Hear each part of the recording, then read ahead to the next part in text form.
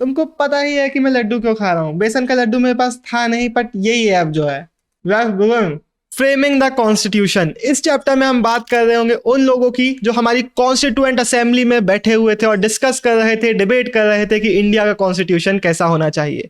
वैसे अगर आप बुक करना चाहते हैं अपने ड्रीम कॉलेज की सीट, तो हमारे CUT के कोर्सेज आ चुके हैं। हमारी वेबसाइट या एप्लीकेशन के थ्रू आप इनमें इनरोल कर सकते हैं। लिंक आपको डिस्क्रिप्शन में मिल जाएगा। तो अपनी ड्रीम कॉलेज को बुक करने के लिए फटाक से जाइएगा और इन कोर्सेज में इनरोल कर लो। जितने जल्दी करोगे उतने ज़्यादा आपको ऑफर मिलने वाले हैं। अभी बहुत ज़्यादा ऑफर्स चल रहे हैं, तो फटाक से जाके कर लो। इंडियन कॉन्स्टिट्यूशन इफेक्ट में आया 26 जनवरी 1950। बना किस टाइम पीरियड में था? दिसंबर 1946 से नवंबर 1949। इस 3 साल के पीरियड में हमारा कॉन्स्टिट्यूशन बनाया गया था। तीनों ही डेट बहुत ज़्यादा इंपॉर्टेंट है, आपको पता होना चाहिए। MCQs में भी आ सकती हैं, प्लस आपसे एग्जाम में जो क्वेश्चंस आएंगे उनमें भी आपको ये मेंशन करनी पड़ सकती हैं। 11 सेशंस हुए थे, जिसमें बहुत सारे दिनों में अलग अलग 165 डेज से भी ज़्यादा हमारी सिटिंग्स हुई थी। इन अलग अलग सेशंस के बीच का जो टाइम होता था, अलग अलग जो कमिटीज़ वगैरह होती थी, ड्राफ्टिंग कमेटी हो गई, ये कमेटी, ऐसी बहुत सारी लैंग्वेज कमेटी, बहुत सारी कमिटीज़ वगैरह बनाई गई थी अलग अलग डिस्कशंस करने के लिए। वो भी प्लान आउट कर रही थी कि क्या क्या ड्राफ्ट कॉन्स्टिट्यूशन में क्या क्या चीज़ें ऐड किया जाना चाहिए। वो भी अपने डिबेट्स एंड डिस्कशंस वगैरह कर रही थी। अब पहले हम बैकग्राउंड देख लेते हैं कि कॉन्स्टिट्यूएंट असेंबली जब बैठी तो उसके पीछे हमारे इंडिया में क्या क्या चीज़ें हो सकती थी। हो सकता है यही 3 मार्क का क्वेश्चन बन के आपके लिए पूछ लिया जाए। तो आप लिखेंगे कि हमारे इंडियंस की मेमोरीज में अभी भी 1942 का क्विट इंडिया स्ट्रगल था। हमारा जब फाइनली इंडिया आज़ाद हुआ तब भी आपको पता ही है कि इंडिपेंडेंस तो मिल गई थी, लेकिन डिवीजन भी हो गया था। उसके पहले हमारे पास ये हो चुका था quit India movement. Subhash Chandra Bose की बेट, मतलब वो आर्म्ड स्ट्रगल कर रहे थे ब्रिटिश कॉलोनियल पावर्स के साथ, तो ये हमें देखने को मिल जाता है। फॉरेन पावर्स का यूज़ करके ये आर्म्ड स्ट्रगल करने की कोशिश कर रहे थे। उसके बाद हमारे Indian navy, royal Indian navy की जो रेटिंग्स थी, रेटिंग्स मतलब क्या होता है, जो हमारे नेवल सोल्जर्स हैं उनके लिए ये टर्म है। तो आप यही एग्जैक्टली याद कर लेंगे कि हमारे रॉयल इंडिया नेवी की जो रेटिंग्स थी वो अपराइजिंग कर चुकी थी। तो ये भी हमारे लोगों की मेमोरीज में था। मास प्रोटेस्ट वगैरह हो रहे थे अलग अलग जगहों पे, अलग अलग टाइम पीरियड में। पेजेंट्स के, वर्किंग क्लासेस के हमें प्रोटेस्ट देखने को मिल रहे थे। इंडिया डिवाइड हो चुका था और उसके अलावा हमें एक और बहुत मेजर प्रॉब्लम देखने को मिल रही थी। NCERT में इसके लिए लिखा हुआ है, another scarcely less serious problem was princely states. बहुत सारे लोगों को लगता है कि ये थोड़ी कम सीरियस प्रॉब्लम थी, लेकिन स्कार्सली लेस सीरियस का मतलब है कि equally important, equally serious problem हमारी थी प्रिंसली स्टेट्स की। ऑलमोस्ट 1/3 जो इंडिया था वो प्रिंसेस के अंडर में आता था, जिसका अभी डिसीजन भी नहीं हुआ था कि वो इंडिया में आएंगे, कहाँ जाएंगे, क्या होगा। इन प्रिंसेस को तो लग रहा था कि हम अपने इंडिया से डिवाइड हो जाएंगे, अलग हो जाएंगे और खुद के रीजन को ऑटोनॉमसली रूल कर रहे होंगे। तो इतनी सारी प्रॉब्लम्स थी। तो जब हम कॉन्स्टिट्यूएंट असेंबली में देखेंगे तो इन लोगों के दिमाग में भी ये सब चीज़ें बैकग्राउंड में थी। हमारा जो कॉन्स्टिट्यूशन था उसको सिर्फ देश को अच्छे से चलाना नहीं था, बल्कि इन प्रॉब्लम्स को भी हील करना था और फ्यूचर में मेक श्योर करना था कि क्योस ना फैले। फ्यूचर में मेक श्योर करना था कि सब कुछ बढ़िया से चले। तो अब हम बात करते हैं एक अगले टॉपिक की, कॉन्स्टिट्यूएंट असेंबली। पहले बात करेंगे वो बना कैसे था, क्या क्या चीज़ें, उसकी फीचर्स क्या क्या थे, और उसके बाद उनके कुछ मेंबर्स की बात करेंगे। 1945-46 के जो प्रोविंशियल इलेक्शंस थे उसमें जो लोग जीते थे उन लोगों ने रिप्रेजेंटेटिव्स डिसाइड किए थे कि कॉन्स्टिट्यूएंट असेंबली में कौन जाएगा। मतलब यहाँ पे यूनिवर्सल एडल्ट फ्रेंचाइज के बेसिस पे, इलेक्शंस वगैरह के बेसिस पे होके डायरेक्टली इलेक्टेड नहीं थे ये मेंबर्स जो कॉन्स्टिट्यूएंट असेंबली में बैठे थे, बल्कि एक काइंड ऑफ इनडायरेक्ट पार्टिसिपेशन हमें यहाँ पे देखने को इन लोगों का मिल जाता है। 82% जो मेंबर्स थे इसके वो कांग्रेस थे, क्योंकि हमारे प्रोविंशियल इलेक्शंस में ज़्यादातर सीट्स कांग्रेस नहीं जीती थी। जो रिजर्व सीट्स थी हमारे मुस्लिम एरियाज जो थे, वहाँ पे मुस्लिम लीग पावर में आई थी, लेकिन मुस्लिम लीग ने बोल दिया था कि हमें कॉन्स्टिट्यूएंट असेंबली का पार्ट नहीं बनना, हमें अलग से कॉन्स्टिट्यूशन चाहिए पाकिस्तान का। तो hence they did not join. Socialist members जो थे वो भी इनिशियली अनविलिंग थे ज्वाइन करने के लिए, क्योंकि उनका कहना था कि भाई ये जो आपकी असेंबली है ये फ्री नहीं है, इसमें ब्रिटिश राज का हाथ है। पब्लिक इन्फ्लुएंस के बारे में भी आपको मेंशन करने को आ सकता है। तो आप लिख के आएंगे कि जनता से भी ओपिनियन मांगे जाते थे, जो भी डिस्कशंस होते थे उनको न्यूज़पेपर्स वगैरह में, प्रेस में पब्लिश किया जाता था। प्रेस भी क्रिटिसिज्म, काउंटर क्रिटिसिज्म कर रही होती थी और जनता भी अपने मैसेजेस वगैरह कन्वे कर रही होती थी। जनता से भी पूछा गया था कि आप अपने अपने ओपिनियंस भेजिए। तो जितने भी लिंग्विस्टिक माइनॉरिटीज़ थे वो बोल रहे थे कि हमारी लैंग्वेज को प्रोटेक्शन दे दो। जो डिप्रेस्ड क्लासेस थी वो सेफगार्ड्स डिमांड कर रही थी। तो अब हम चैप्टर में आगे जाते हुए देखेंगे कि एक्चुअल एक्चुअल में क्या क्या हुआ। अब ये एक बहुत इंपॉर्टेंट क्वेश्चन है, सीधा 8 मार्क के लिए आ सकता है कि भाई बताओ अलग अलग इंपॉर्टेंट मेंबर्स का रोल की कॉन्स्टिट्यूएंट असेंबली में सबसे इंपॉर्टेंट मेंबर्स कौन थे और उनका क्या रोल था। 300 मेंबर्स थे, उसमें से 3 हमें बहुत इंपॉर्टेंट कांग्रेस के मेंबर्स देखने को मिलते हैं। पहले है जवाहरलाल नेहरू, इनके बारे में लिख के आएंगे कि इन्होंने ऑब्जेक्टिव रिजोल्यूशन प्रपोज किया, प्लस ये वाला रिजोल्यूशन भी प्रपोज किया कि इंडिया का जो फ्लैग है वो कैसा होने वाला है। आपको पता ही है कि भाई horizontal tricolour of saffron white and dark green in equal proportion with a navy blue wheel at the centre. तो ये वाला जो रिजोल्यूशन था ये भी इन्होंने प्रपोज किया। तो दोनों ही पॉइंट आप इनके बारे में बना के आएंगे। वल्लभ भाई पटेल जी ने मोस्टली बिहाइंड द सीन्स काम किया, अलग अलग रिपोर्ट्स को ड्राफ्ट कराने में बहुत इंपॉर्टेंट रोल प्ले कर रहे थे, प्लस जो कॉन्फ्लिक्टिंग ओपिनियन होते थे उनको रिकनसाइल कराने में भी एक इंपॉर्टेंट रोल ये प्ले कर रहे थे। तीसरे हमारे कांग्रेस के मेंबर है राजेंद्र प्रसाद जी, ये हमारे असेंबली के प्रेसिडेंट भी थे। इनका एज अ प्रेसिडेंट काम था कि जो चैट हो रही है, जो कॉन्वर्सेशंस हो रही हैं, जो डिस्कशंस हो रहे हैं, उनको कंस्ट्रक्टिव लाइंस में रखना और मेक श्योर करना कि हर एक व्यक्ति को बोलने का मौका मिले। फिर आते हैं कुछ ऐसे लोग जो नॉन कांग्रेस मेंबर्स थे लेकिन बहुत इंपॉर्टेंट रोल प्ले कर रहे थे। अंबेडकर जी ना, आपको पता ही है कि कांग्रेस के पिछले टाइम में राइवल रहे हैं, लेकिन बहुत इंपॉर्टेंट मेंबर थे। ये एक बहुत अच्छे लॉयर और इकोनॉमिस्ट थे। गांधी जी ने इनको बोला था कि भाई आप कैबिनेट ज्वाइन करिए, भले ही आप पास्ट में कांग्रेस के अगेंस्ट में रहें, लेकिन अब आप कैबिनेट ज्वाइन करिए जो हमारा इंटरिम गवर्नमेंट है उसका। और इन्होंने कैबिनेट ज्वाइन किया था एज लॉ मिनिस्टर, जिसके बाद हमारे कॉन्स्टिट्यूएंट असेंबली का भी ये पार्ट बने थे as chairman of the drafting committee. और इनका काम ये भी था कि भाई जो ड्राफ्ट कॉन्स्टिट्यूशन है उसको गाइड करना, सब लोग को उसको प्रेजेंट करना, उसको डिफेंड करना, उससे रिलेटेड डिस्कशंस वगैरह कराना। अब अंबेडकर जी के बाद आप मेंशन करेंगे कि 2 और लॉयर थे जो इनके अंडर में काम कर रहे थे, के.एम. मुंशी जी जो कि गुजरात से थे और अल्लड़ी कृष्ण स्वामी अय्यर जी जो कि मद्रास से थे। और इन दोनों का ही बहुत इंपॉर्टेंट इनपुट्स थे ड्राफ्ट कॉन्स्टिट्यूशन को बनाने में। इसके बाद आप मेंशन करेंगे 2 इंपॉर्टेंट सिविल सर्वेंट्स का जो इन लोगों को हेल्प करने में बहुत इंपॉर्टेंट असिस्टेंस प्रोवाइड कर रहे थे। बी.एन. राव जो कि कॉन्स्टिट्यूशनल एडवाइजर थे इंडिया गवर्नमेंट ऑफ इंडिया के। इनका काम था बहुत सारे बैकग्राउंड पेपर्स बनाना। आपने पॉलिटिकल साइंस में पढ़ा ही है ना कि कैसे इंडिया ने अलग अलग जो पॉलिटिकल सिस्टम्स चल रहे थे दुनिया के, उनसे भी बहुत सारी चीजें सीखी थी। तो इनका काम वही था कि बाकी सिस्टम्स को स्टडी करना और उनको उनके बेसिस पे रिपोर्ट्स वगैरह बनाना ताकि हमारे कॉन्स्टिट्यूएंट असेंबली को हेल्प हो सके। और एस.एन. मुखर्जी जो कि चीफ ड्राफ्ट्समैन थे, इनका काम था कॉम्प्लेक्स प्रपोजल्स वगैरह को ये बहुत अच्छी लीगल लैंग्वेजेस में लिख सकते थे। तो ये सब काम ये यहाँ पे कर रहे थे। अब कमेंट कर दो भाई, लेट्स मेक श्योर हमारी रैपिड रिवीजन सीरीज की आखिरी वीडियो है, तो लेट्स मेक श्योर कि इस वीडियो में पिछली सारी वीडियोस के कंपैरेटिवली ज्यादा कमेंट्स हो। लेट्स मेक श्योर कि हम सारे कमेंट्स के रिकॉर्ड्स को ब्रेक कर दें। लेकिन करोगे क्या तुम कमेंट? अगर तुमने हमारा कभी भी बैच में एनरोल किया है तो ऑनेस्ट ओपिनियन बताओ कि हमारे जो बैचेस होते हैं वो कितने प्रीमियम होते हैं, कैसे होते हैं, कितनी भयंकर क्वालिटी वहाँ पे हो रही होती है। तो बताओ यार, आपने एनरोल किया है, आपने देखा है, आप ही वो लोग हो जो एक्चुअल में बता सकते हो कि हमारे बैचेस कैसे होते हैं। एंड वो लोग जिन्होंने आज तक हमारे बैचेस में एनरोल नहीं किया है, आप लोग बताएं कि भीम की सबसे अच्छी मूवी कौन सी है। भाई मैं तो बता रहा हूँ भीम की एक ही मूवी अच्छी थी, वो पहली वाली जो आई थी किरमाड़ा। But opinions can vary. Let's begin हमारा ऑब्जेक्टिव रिजोल्यूशन। 13 दिसंबर 1946 में ऑब्जेक्टिव रिजोल्यूशन को इंट्रोड्यूस कराया जवाहरलाल नेहरू ने। इसका अलग से एक 3 मार्क का क्वेश्चन आता है, तो अच्छे से डिटेल सुनो, ये एमसीक्यू में भी पूछा जा सकता है। तुम बताओगे कि इसमें बताया गया था कि कॉन्स्टिट्यूशन मेकिंग की हमारी आउटलाइंस क्या होने वाले हैं, किस रास्ते में हमारी कॉन्स्टिट्यूएंट असेंबली काम कर रही होगी, कैसे आगे बढ़ रही होगी। India was proclaim to be independent sovereign republic. बोल दिया गया था कि भाई इंडिया के हर एक सिटीजन को इक्वालिटी, जस्टिस और फ्रीडम प्रोवाइड किया जाएगा। जितने भी हमारे बैकवर्ड एंड ट्राइबल एरियाज हैं, जितनी भी हमारी माइनॉरिटीज़ हैं, जितने भी हमारे depressed and other backward classes हैं, इन सबको अश्योर कराया गया था कि आपको एडुकेट सेफगार्ड्स दिलाए जाएंगे। ये नहीं बोला गया है कि क्या करेंगे, ये नहीं बोला गया कि सेपरेट इलेक्टोरेट्स आएगा या फिर रिजर्वेशंस आएंगे या क्या आएगा। अभी बस बोल दिया गया है कि हाँ आपको सेफगार्ड्स दिलाए जाएंगे। एक और इंटरेस्टिंग चीज़ ये है कि यहाँ पे कहीं पे भी मेंशन नहीं किया गया है सोशलिज्म के बारे में, यहाँ पे कहीं पे भी मेंशन नहीं किया गया है डेमोक्रेसी के बारे में। होता यह है कि ऑब्जेक्टिव रिजोल्यूशन आउटलाइन करने के बाद हमारे नेहरू जी एक स्पीच देते हैं और उसमें वो बताते हैं we are not going just to copy, ये लाइन रट्टा मार लो।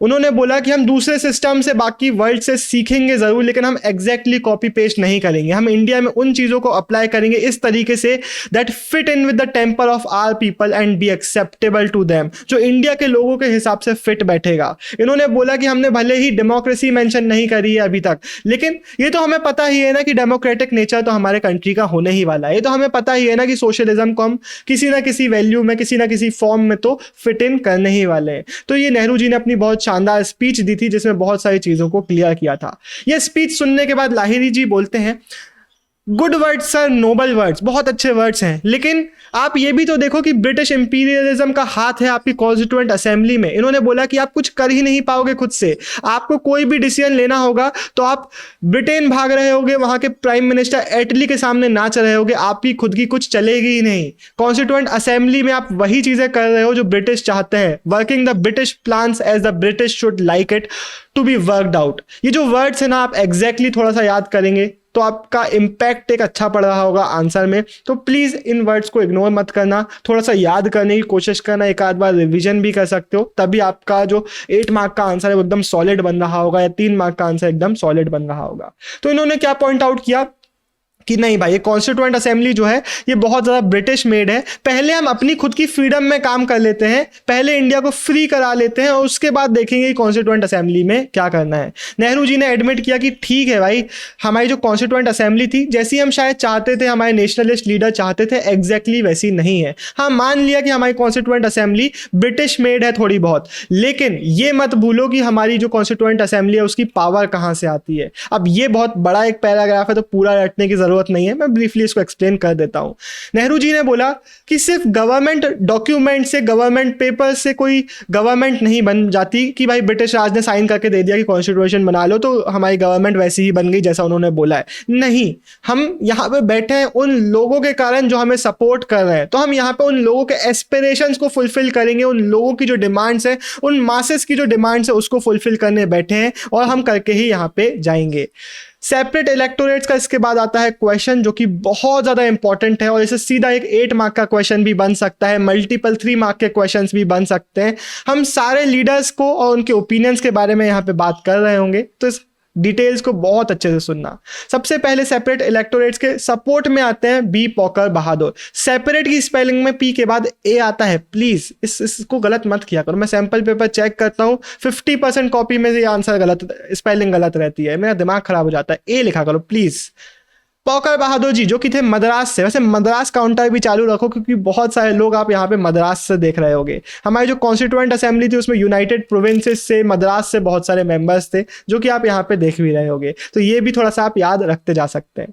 27 अगस्त 1947 को ये डिबेट्स चल रही होती है। इन्होंने बोला कि माइनॉरिटीज को आप विषय नहीं कर सकते कि आप अपने लैंड से माइनॉरिटीज को ही इरेज कर दो। माइनॉरिटीज हमेशा ही एग्जिस्ट करेंगी और अगर आपको उनको एक्चुअल में पावर में लाना है, अगर आप चाहते हो कि हम सब हार्मनी में रहें, तो आपको चाहिए कि आप उन माइनॉरिटीज को पॉलिटिकल फ्रेमवर्क में इंक्लूड करा पाओ। ये यहाँ पे बात कर रहे थे मुस्लिम्स की और ये उन मुस्लिम्स को रिप्रेजेंट करते हुए बोल रहे थे कि मुस्लिम्स को सिर्फ और सिर्फ सेपरेट इलेक्टोरेट ही बचा सकता है, क्योंकि कोई एक नॉन मुस्लिम रूलर मुस्लिम लोगों की डिमांड्स को नहीं समझ सकता।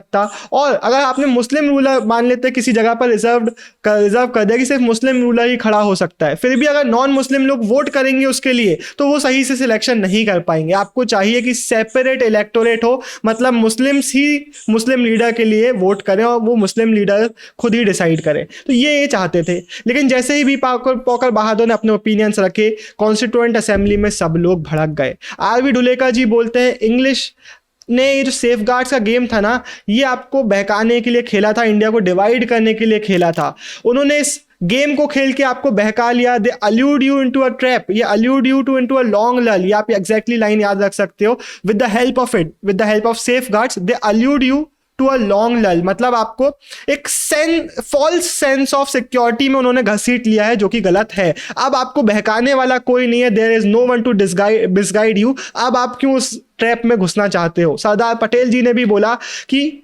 Separate electorate is a poison that has entered the body politic of our country. Basically सारे जो हमारे लीडर्स थे वो सेपरेट इलेक्टोरेट्स के अगेंस्ट तो बहुत अच्छे से खड़े हो रहे थे। पटेल जी ने बोला कि अगर आपको इस लैंड में पीस चाहिए है तो डू अवे विद इट, तो सेपरेट इलेक्टोरेट्स को छोड़ दो। हो ये रहा था ना कि हमारे इंडिया में जब हिंदू मुस्लिम्स राइट्स बहुत ज़्यादा बढ़ गए थे, वायलेंस बहुत ज़्यादा बढ़ गया था, तो सारे ही लीडर्स सेपरेट इलेक्टोरेट्स के अगेंस्ट में हो गए थे। गोविंद बल्लभ पंत के जो ओपिनियन है वो अलग से क्वेश्चन में पूछ लिए जा सकते हैं, तो इसको हम जरा ध्यान से सुन लेते हैं। पंत जी ने पहले अग्री किया बहादुर से कि हाँ आप एकदम सही बोल रहे हो कि डेमोक्रेसी की सक्सेस तभी पॉसिबल है जब सब लोग फील करें कि भाई उनको इक्वली ट्रीट किया जा रहा है, जब हम उन जनता के बीच में कॉन्फिडेंस को जनरेट कर पाए। बहुत इंपॉर्टेंट है कि हम उनकी सिर्फ मटेरियल वांट्स नहीं बल्कि जो उनकी स्पिरिचुअल नीड्स है कि उनको रिस्पेक्ट मिलना चाहिए, उनको जस्टिस मिलना चाहिए, उसको भी हम फुलफिल कर सकें। लेकिन सेपरेट इलेक्टोरेट से पॉसिबल नहीं है। सेपरेट इलेक्टोरेट एक ऐसी डिमांड है जो नेशन के लिए तो हार्मफुल है ही, ये वर्ड्स आप लिख के आएंगे, लेकिन माइनॉरिटीज के लिए भी जो आप डिमांड कर रहे हो ना, आप लोगों के लिए भी ये बहुत ज्यादा हार्मफुल है। Separate electorate is a suicidal demand और आपको ये बहुत ज्यादा हरास कर देगी।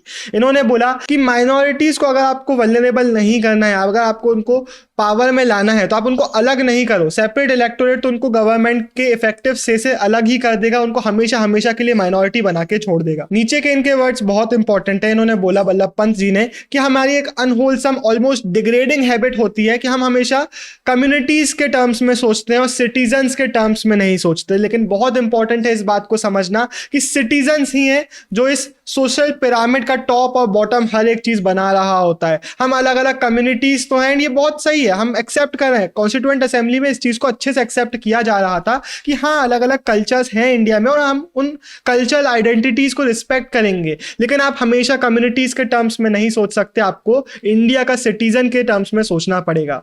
यहां पे हमें एक बहुत क्लियर चीज देखने को मिल गई है कि इंडिया को एक बहुत स्ट्रांग स्टेट और एक स्ट्रांग नेशन बनाना चाह रहे थे लोग, कि मतलब हम एक पॉलिटिकल एंटिटी की तरह भी खड़े हो सके, एक यूनाइटेड पॉलिटिकल एंटिटी की तरह, और हम सब लोगों के विद इन ये फीलिंग जनरेट कर सके कि हम सब एक कंट्री को बिलोंग करते हैं। एंड ही सेड कि there can not be divided loyalties. आप अलग अलग कम्युनिटीज के लिए या फिर अलग अलग रीजन्स के लिए अपनी लॉयल्टीज को डिवाइड नहीं कर सकते। आपको इंडिया के लिए लॉयल होना पड़ेगा और आप सबको खुद को एज अ इंडियन सिटीजन देखना पड़ेगा। वैसे सारे मुस्लिम लोग ऐसे नहीं थे जो बोल रहे थे कि सेपरेट इलेक्टोरेट्स चाहिए। बेगम एजाज रसूल was one of the only women जो कि मुस्लिम कम्युनिटी को बिलोंग करती थी हमारी कॉन्स्टिट्यूएंट असेंबली में। इन्होंने बोला कि सेपरेट इलेक्टोरेट्स व सेल्फ डिस्ट्रक्टिव, हमें सेपरेट इलेक्टोरेट्स नहीं चाहिए। बाय 1949 मतलब by the end of the constituent assembly के टर्म हमें देखने को मिलता है कि सारे ही लोग ऑलमोस्ट अग्री कर रहे थे कि सेपरेट इलेक्टोरेट्स हमें नहीं चाहिए, ये तो हम माइनॉरिटीज को ही हरास करने लग जाएगा। वैसे अभी तक जब हम माइनॉरिटी बोलते हैं तो हम बात कर रहे हैं मुस्लिम्स की, हम बात कर रहे हैं डिप्रेस्ड क्लास वगैरह की, लेकिन यहाँ पे एनजी रंगा आते हैं और काफी इंटरेस्टिंग अपने ओपिनियन दे देते हैं। एनजी रंगा जी बोलते हैं कि भाई माइनॉरिटीज को आप इकोनॉमिक टर्म्स में इंटरप्रेट करो। आई एम श्योर आप में से बहुत सारे लोग होंगे जो इनके ओपिनियन सुन के इनसे अग्री करने लग जाएंगे। इनका कहना था रियल माइनॉरिटीज वो लोग नहीं है जो सिर्फ नंबर में कम है, रियल माइनॉरिटीज वो लोग हैं जो हमारी सोसाइटी के पुअर हैं, जो हमारी सोसाइटी के डाउन ट्रॉडन लोग हैं। फॉर एग्जाम्पल ट्राइबल लोग हो गए, ये वो लोग हैं आप कितने भी इनको कॉन्स्टिट्यूशन में प्रोटेक्शन दे दो, इनकी लाइफ में कोई फर्क नहीं आएगा। क्या फर्क पड़ता है अगर एक कोई गरीब व्यक्ति है, एक ट्राइबल व्यक्ति है जिसको आपने राइट टू लिबर्टी दे दिया, राइट टू स्पीच दे दिया, राइट टू लिव दे दिया, क्या फर्क पड़ता है? वो इन सब चीजों को कभी भी यूज कर ही नहीं पाएगा क्योंकि उनकी लाइफ अभी बहुत ज्यादा मिजरेबल है। उनको चाहिए props, they need props, they need a ladder. इसके बाद एनजी रंगा ने एक और बहुत इंटरेस्टिंग ओपिनियन अपना रखा। इन्होंने बोला कि हम किसको रिप्रेजेंट कर रहे हैं? हम रिप्रेजेंट कर रहे हैं इंडिया के ऑर्डिनरी मासेस को, लेकिन हम में से ज्यादातर जो लोग हैं वो उन ऑर्डिनरी मासेस को बिलोंग नहीं करते। हम पूरी कोशिश करेंगे कि भाई हम उनके ट्रस्टीज की तरह, उनके चैंपियंस की तरह, उनके ट्रू रिप्रेजेंटेटिव्स की तरह यहाँ पे खड़े हो सके। लेकिन उन्होंने इस गैप को पोर्ट्रे किया कि हम जो लोग यहाँ पे बैठे हैं एंड जो एक्चुअल मासेस है इंडिया के, उनके बीच में एक बहुत बड़ा गल्फ है, एक बहुत बड़ी खाई है, एक बहुत बड़ा गैप है। तो एनजी रंगा के जो पूरे ओपिनियन है आपको पता होना चाहिए। मैंने पूरे अच्छे से एक्सप्रेस कर दिए हैं, इन्हीं को आपको लिख के आना पड़ेगा अगर इनसे एसोसिएटेड कोई क्वेश्चन आता है तो। इसके बाद आते हैं जयपाल सिंह। हमने अभी बात करी ना ट्राइबल कम्युनिटीज की, उनको ही रिप्रेजेंट कर रहे थे जयपाल सिंह, जिन्होंने बोला कि मैं एक आदिवासी हूं एंड आपने जो ऑब्जेक्टिव रिजोल्यूशन बताया है उसके बाद ही अपनी स्पीच दे रहे थे, इन्होंने बोला कि मैं उन लीगल इंट्रिकेसीज को नहीं समझता जो ऑब्जेक्टिव रिजोल्यूशंस की हैं, मैं इन लीगल लैंग्वेजेस को नहीं समझता, लेकिन एक चीज मुझे बहुत क्लियर समझ में आ रही है कि अब हम सब काम करने की कोशिश करेंगे इक्वालिटी की तरफ, और अब हम पास्ट को छोड़ के आगे बढ़ने की कोशिश कर रहे होंगे। He was a gifted orator, और बहुत अच्छे से इन्होंने अपने वर्ड्स को सामने रखा और इन्होंने बात करी ट्राइब्स को प्रोटेक्शन दिलाने की। इन्होंने बोला कि हमारा पॉइंट ये है कि आप हमारे साथ मिक्स इन करो। ट्राइब्स को हमेशा से ही अलग रखा गया है, हमें हमेशा से ही सोसाइटी ने मिक्स इन नहीं होने दिया, हमें एजुकेशन नहीं दिलाया गया, हमारे लैंड में बाहर के लोग आते थे और हमसे हमारा लैंड छीन लेते थे, हमें डिस्पोजेस कर देते थे, लेकिन अब we are willing to mix with you. Nehru ji, आपको मैं आपके वर्ड्स पे ले रहा हूं, सभी लोग, I am accepting your words and मैं आप लोगों पे ट्रस्ट कर रहा हूं कि अब आप हमसे हाथ मिलाने के लिए आ रहे हो एंड होपफुली अब हम सब कुछ सही कर पाएंगे, ये इन्होंने बोला। इनका कहना यह था कि सेपरेट इलेक्टोरेट्स हमें नहीं चाहिए, हमें चाहिए सीट्स में रिजर्वेशन ताकि हमारी वॉइस को सुना जाए। फिर आते हैं जे नागप्पा जी मद्रास से, मद्रास काउंटर नंबर 2, और इन्होंने बोला कि हम जो माइनॉरिटीज है ना, हम बहुत टाइम से सफर कर रहे हैं, but we are prepare to suffer no more. ये लाइंस आप याद रखेंगे। We have realized our responsibilities, we know how to assert ourselves. तो इन्होंने अपनी पॉइंट रखते हुए ये बात बताई कि हम न्यूमेरिकली कम नहीं है, हम तो 20-25% पॉपुलेशन है हमारे इंडिया की माइनॉरिटीज, लेकिन हमें मार्जिनलाइज किया गया है। इन्होंने बोला कि हम डिप्रेस्ड जो कास्ट है हमें हमेशा से ही अलग किया गया है, एजुकेशन में नहीं आने दिया, हमें रिप्रेजेंटेशन नहीं दिलाया गया, एडमिनिस्ट्रेशन में नहीं आने दिया, टेम्पल्स में नहीं घुसने दिया जाता है। तो इनका कहना था कि हम न्यूमेरिकली माइनॉरिटी नहीं है, लेकिन एक्चुअल में हम डिप्रेस्ड इसलिए हैं क्योंकि हमेशा से ही हमको साइडलाइन किया गया है। इसके बाद KJ खांडेकर जी सेंट्रल प्रोविंसेस से आते हैं और ये भी इसी बात को बताते हैं कि हमें हमेशा से ही सफ़र कराया गया है, पिछले हज़ारों सालों में हमने इतना सफ़र कर लिया है कि अब तो हमने फील करना भी बंद कर दिया है, अब हम में इतनी ताकत ही नहीं बची है कि हम आगे बढ़ सके। ये अपनी बेसिकली कंडीशन बता रहे थे, अपनी से यहाँ पे मेरा मतलब है इन डिप्रेस्ड कम्युनिटीज की कंडीशन को ये पॉइंट आउट कर रहे थे। अब जब हमारा पार्टीशन हो चुका था, इंडिया और पाकिस्तान डिवाइड हो चुके थे, उसके बाद हमें देखने को मिलता है कि कोई भी सेपरेट इलेक्टोरेट की डिमांड ऑलमोस्ट नहीं कर रहा था। इवन अंबेडकर जी जो पहले गांधी जी से लड़ रहे थे, अब बोल रहे थे कि नहीं नहीं नहीं, सेपरेट इलेक्टोरेट्स नहीं चाहिए। कोई भी क्वेश्चन आएगा ना, तो ये जो नीचे वाली लाइन है आप ये जरूर वहां पे यूज कर पाएंगे, वो ये है कि कॉन्स्टिट्यूएंट असेंबली में एट द एंड किया क्या। कॉन्स्टिट्यूएंट असेंबली ने अनटचेबिलिटी को अबॉलिश करा दिया, Hindu temples were throne open for everyone कि कोई भी एंट्रेंस दे सकता है, आपको अंदर घुसने से कोई नहीं रोक सकता। प्लस हमारे गवर्नमेंट जॉब्स में और हमारे लेजिस्लेचर में रिजर्व सीट्स दी गई थी जितने भी हमारे लोएस्ट कास्ट के लोग हैं उन लोगों को। इन सारे चेंजेस को लोग वेलकम तो कर रहे थे, पब्लिक वेलकम कर रही थी। हालांकि इसके बाद भी लोग ये जरूर बोल रहे थे कि जो इतनी खराब कंडीशन है माइनॉरिटीज की, इतनी जो खराब कंडीशन है लोअर कास्ट के लोगों की, वो सिर्फ कॉन्स्टिट्यूशनल रिफॉर्म से चेंज नहीं हो पाएंगी। उसके लिए चाहिए कि हम एक एटीट्यूड चेंज करें, एक माइंडसेट चेंज करें। लेकिन फिर भी सब कॉन्स्टिट्यूशनल चेंजेस को तो सपोर्ट कर ही रहे थे।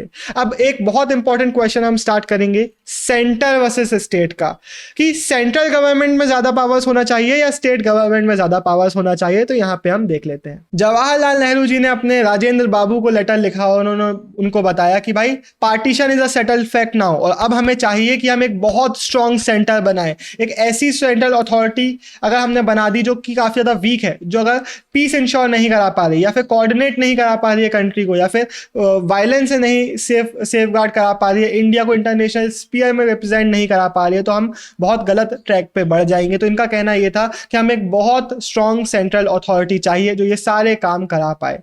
जो ड्राफ्ट कॉन्स्टिट्यूशन था हमारा, उसने अभी तक यूनियन, स्टेट और कंकरेंट 3 लिस्ट बना ली थी जिसमें अलग अलग सब्जेक्ट्स डाले गए थे। यूनियन के सब्जेक्ट्स की पावर दी गई थी सेंट्रल गवर्नमेंट को, स्टेट लिस्ट की पावर्स दी गई थी, सब्जेक्ट्स की पावर दी गई थी स्टेट गवर्नमेंट्स को, कॉन्करेंट लिस्ट में दोनों की शेयर्ड रिस्पॉन्सिबिलिटीज थी। अब इसके अलावा हमारा जो फिस्कल फेडरलिज्म था, कि फिस्कल जो पावर है, मॉनेटरी जो डिवीजन है वो कैसे होगा, उसके बारे में भी क्वेश्चन आ सकता है। तो सेंटर के हाथों में कस्टम ड्यूटीज और कंपनी टैक्सेस आए। कुछ ऐसे टैक्सेस वगैरह थे जो सेंटर स्टेट के साथ शेयर कर रहा था, जैसे कि इनकम टैक्स और एक्साइज ड्यूटीज, और स्टेट के पास भी कुछ फाइनेंशियल रिसोर्सेज डाले गए थे जैसे कि एस्टेट ड्यूटीज, और इसके अलावा कुछ टैक्सेस जैसे कि land and property tax, sales tax और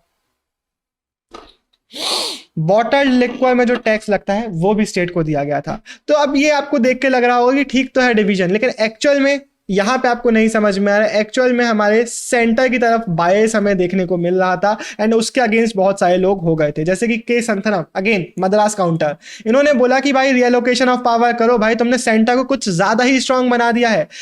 हमारा एक ऑब्सेशन होता है कि भाई सेंटर को ज्यादा से ज्यादा पावर दे दो तो एकदम स्ट्रांग हो जाएगा, लेकिन उन्होंने बोला ऐसा नहीं है, आप इतना ओवरबर्डन कर दोगे तो सेंटर अच्छे से काम ही नहीं कर पाएगा, सेंटर इफेक्टिवली काम ही नहीं कर पाएगा। इनका कहना यह था कि अगर आप स्टेट्स को इतनी कम रिसोर्सेज दोगे तो स्टेट्स क्रिपल हो जाएंगी, वो पैरालाइज हो जाएंगी, वो भी कुछ काम नहीं कर पाएंगी। उन्होंने यहाँ पे पॉइंट आउट किया अपने इसी स्पीच देते हुए अपने वर्ड्स रखे कि भाई आपने इतनी कम रिसोर्सेज दिए स्टेट को कि उनको अगर अपने एरियाज में एजुकेशन प्रोवाइड करना है, सैनिटेशन करना है, कुछ भी करना है तो उनको भीख मांगनी पड़ेगी सेंटर के पास जाके। अगर आपको स्टेट को इतनी ही कम पावर देनी है तो यूनिटरी सिस्टम लगा दो, स्टेट को पावर, स्टेट बना ही क्यों रहे हो, बनाओ ही मत स्टेट गवर्नमेंट अगर आप उनको कोई पावर नहीं देना चाहते तो। इनका कहना था कि भाई अगर आपने ऐसा ही सिस्टम रखा तो states will revolt against the centre. ऐसे एक मेंबर थे उड़ीसा से, इन्होंने बोला the centre is likely to break, क्योंकि आपने उसको बहुत ज्यादा ओवरबर्डन कर दिया है। एक जन का कहना यह बन रहा था कि ज्यादातर लोग ऐसे हो गए हैं कि अगर हम सेंटर को सपोर्ट करेंगे तो हम नेशनलिस्ट हैं, वरना हम नेशनलिस्ट नहीं है। इस तरीके से मत देखो, आपको स्टेट्स को भी पावर देनी पड़ेगी। लेकिन जब सेंटर वर्सेस स्टेट लिखने को आएगा तो ये वो लोग हैं जो हमारे सेंटर को सपोर्ट कर रहे थे। अब हम बात करते हैं उन लोगों की जो सेंटर की पावर को सपोर्ट कर रहे थे। अंबेडकर जी ने बोला कि 1935 के गवर्नमेंट ऑफ इंडिया एक्ट के बाद जो हमें पावर मिली थी उससे बहुत गुना पावरफुल सेंटर अब हमें चाहिए है, ऐसा इन्होंने बोला। गोपाल स्वामी अयंगार जी ने बोला कि सेंटर को जितना स्ट्रांग बना सकते हैं उतना स्ट्रांग बनाना चाहिए। बालकृष्ण शर्मा जी जो कि यूनाइटेड प्रोविंस से थे, इन्होंने भी बोला कि हमें एक ऐसा सेंटर चाहिए जो हमारे रिसोर्सेज को यूज कर सके, अच्छे से मोबिलाइज कर सके, जो हमें फॉरेन एग्रेशन से बचा सके, जो प्रॉपरली एडमिनिस्टर कर सके। तो इन सारे लोगों के ओपिनियंस आप लिख के आएंगे। अब एक फाइनल टॉपिक स्टार्ट होता है जिससे अगेन 8 मार्क के क्वेश्चन और 3 मार्क के क्वेश्चन दोनों ही बन रहे होंगे, एमसीक्यूज भी हम देख रहे होंगे बीच बीच में। तो उसकी हम बात कर लेते हैं कि लैंग्वेज ऑफ द नेशन क्या होने वाली है। 1930s में कांग्रेस ने एक्सेप्ट कर लिया था कि Hindustani will be the national language of India. History पढ़ाते पढ़ाते इंडियन सब कॉन्टिनेंट ही निकलता जब इंडिया बोलना होता है तो इंडिया।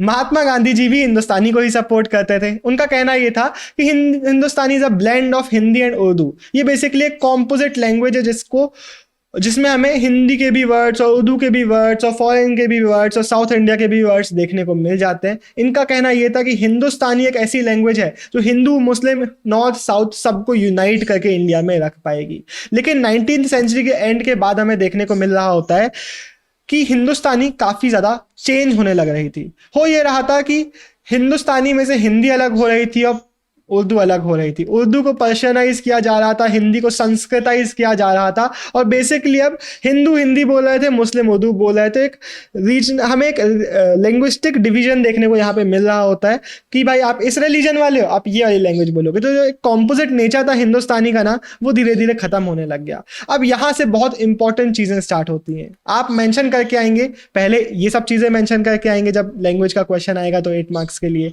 फिर आप आर.वी. ढुलेकर जी के वर्ड्स मेंशन करें। मेरा फेवरेट बंदा है भाई। मैं इनके ओपिनियन से शायद अलाइन ना करूं, शायद मैं इनके साथ डिबेट करने बैठूं तो मैं इनके साथ डिबेट ना कर पाऊं, लेकिन इस चैप्टर को तो इन्होंने इंटरेस्टिंग बनाया है भाई। इन्होंने बोला कि अगर आपसे हिंदी नहीं आती है तो आप डिजर्व ही नहीं करते हैं इस कॉन्स्टिट्यूएंट असेंबली में बैठना। इनको बताया गया कि भाई मत बोलो, नेहरू जी बीच में आ गए, भाई मत बोलो, बट प्रेसिडेंट नहीं बोलो, मत बोलो। इन्होंने बोला कि भाई जाओ भाड़ में, अगर हिंदी नहीं बोलते आती तो कॉन्स्टिट्यूएंट असेंबली में मत बैठो, और ये अपनी हिंदी में ही स्पीच देना चालू रखते हैं। 13 सितंबर 1949, ठीक 3 साल बाद इस लैंग्वेज डिबेट के, अब 3 साल में बहुत सारी चीजें डिसाइडेड हो चुकी थी। लैंग्वेज कमेटी बना दी गई थी कॉन्स्टिट्यूएंट असेंबली में, और इस लैंग्वेज कमेटी ने अपने डिसीजंस वगैरह बता दिए थे कि भाई अभी ड्राफ्ट कॉन्स्टिट्यूशन में हम ये सब चीजें ऐड कर रहे हैं और फ्यूचर में ऐसी चीजें हम कर रहे होंगे। क्या बताया था इन्होंने ये जो डेडलॉक बन गया था ना कि भाई हिंदी बनेगी नेशनल लैंग्वेज या कौन सी बनेगी, क्या होगा, उसके लिए सोल्यूशन इन्होंने, एक मॉडरेशन का सोल्यूशन इन्होंने बताया। इन्होंने बोला कि भाई हिंदी जो देवनागरी स्क्रिप्ट की लैंग्वेज है, देवनागरी स्क्रिप्ट की जो हमारी हिंदी है, उसको हम ऑफिशियल लैंग्वेज बनाएंगे, नेशनल लैंग्वेज नहीं बनाएंगे, ऑफिशियल लैंग्वेज बनाएंगे।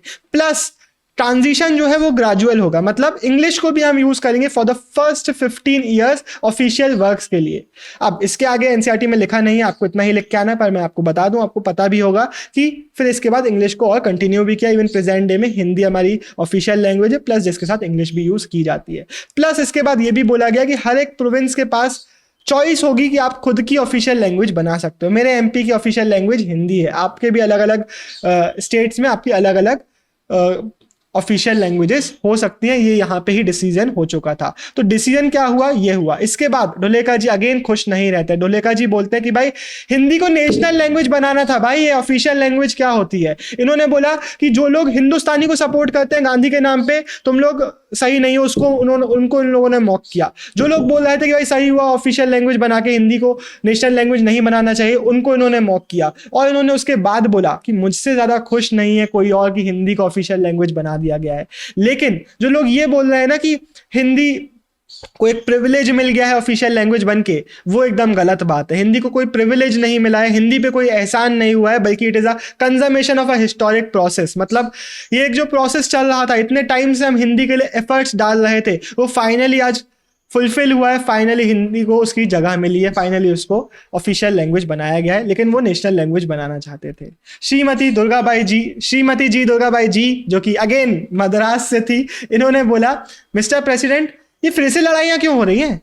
पहले जब गांधी जी ने हिंदुस्तानी के बारे में बोला था, हमने एक्सेप्ट कर लिया था कि Hindustani will be our language. हमने अपने साउथ इंडिया में हिंदुस्तानी पढ़ाना चालू कर दिया था, हिंदी पढ़ाना चालू कर दिया था स्कूल्स में और अलग अलग जगहों पे। लेकिन फिर से इतनी दंगे क्यों भड़क रहे हैं? फिर से हिंदी वाले इतना गुस्से में क्यों, अग्रेशन में क्यों हमको डिबेट कर रहे हैं? फिर से ये लोग क्यों लड़ने लग गए हैं? अब ये चीज़ें सही नहीं है। इनका कहना ये था कि जो नॉन हिंदी रीजन्स हैं वो अभी थोड़े डरे हुए हैं। अब सही है गलत है नहीं पता, लेकिन उनको ऐसा लग रहा है कि उनके रूट्स को काटा जा रहा है। उनको ऐसा लग रहा है कि उनकी जो रीजनल लैंग्वेजेस हैं उनको दबाया जा रहा है, उनको साइडलाइन किया जा रहा है। ये इन्होंने पॉइंट आउट किया नॉन हिंदी स्पीकिंग एरियाज के बारे में, साउथ के एरियाज के बारे में। इन्होंने बताया कि यहाँ के लोग थोड़े एंटी हिंदी अभी के लिए हो रहे हैं। इन्होंने बोला कि जो आप हिंदी का इतने अग्रेसिवली प्रोपोगेट कर रहे हो, इतने अग्रेसिवली पुट आउट कर रहे हो, ये चीज़ सही नहीं है। अब इन्होंने बोला कि आई एम शॉक्ड कि फिर से ये एजिटेशंस होने लग गए। हमने पहले इतने एंथुसियास्टिकली इसको एक्सेप्ट कर लिया था हिंदी को, अब फिर से ये इतने दंगे भड़कने क्यों लग गए? हिंदुस्तानी ये जो चेंज हो रही है, हिंदुस्तानी का जो कॉम्पोजिट कल्चर है जो उसको अब चेंज किया जा रहा है, ये चीज़ बिल्कुल भी सही नहीं है। शंकरराव देव जी के बारे में आप लिख के आएंगे कि इन्होंने बोला कि जब गांधी जी ने सपोर्ट किया था हिंदुस्तानी को, तो हमने भी फुल सपोर्ट दे दिया था हिंदुस्तानी को। लेकिन अगर आपको हिंदी के लिए मेरा फुल सपोर्ट चाहिए तो इट इज़ वेरी इंपॉर्टेंट कि आप कोई भी ऐसा काम ना करें जो सस्पिशन रेस करें, जो फियर्स को रेस करें।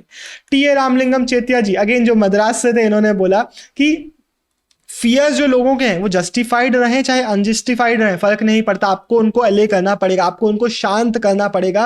क्योंकि अगर आप फियर्स को खत्म करे बिना हिंदी को इम्पोज कर दोगे या कोई भी एक्शन ले लोगे तो there will be bitter feelings जो रह जाएंगी। तो ये इन्होंने पॉइंट आउट किया। इनका कहना ये था कि हर एक चीज़ बहुत ग्रेजुअली होना चाहिए, हर एक चीज़ विदाउट फोर्स होना चाहिए, हर एक चीज़ बहुत शांति से और बहुत अच्छे से फियर्स को एलिमिनेट करते हुए होना चाहिए। अब जाओ भाई सीयूटी के लिए इनरोल कर लो, क्योंकि फिर ऑफर खत्म हो जाएगा। फिर मेरे से नहीं बोलना भाई, ठीक है मेरे को मैसेज आता भैया पहले तो कम रहा था भाई, अर्ली ऑफर था ना पहले, अभी खत्म हो जाएगा फिर बोलोगे तुम, तब नहीं आएगा अर्ली ऑफर में से, ठीक है। Early bird gets the worm, go eat the worm. Bye.